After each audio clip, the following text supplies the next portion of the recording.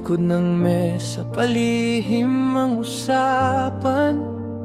Sobre sa bulsa, pangakong pinagtakpan. Sa bawat pirma, may halagang kapalit. Habang ang masay sa gutom may kapalit.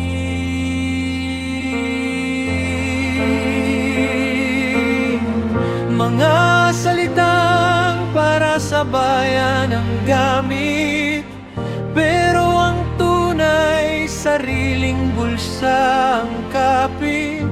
Nasaan ang hustisya sa bayang sinisinta? Kung ang batas ay nabibili sa pera, sumisigaw ang lansangan, luha at galit. Panahon na parang dilim ay mapalit. Proyektong pangako, kalsadang sirang budget ay nawala. Parang mula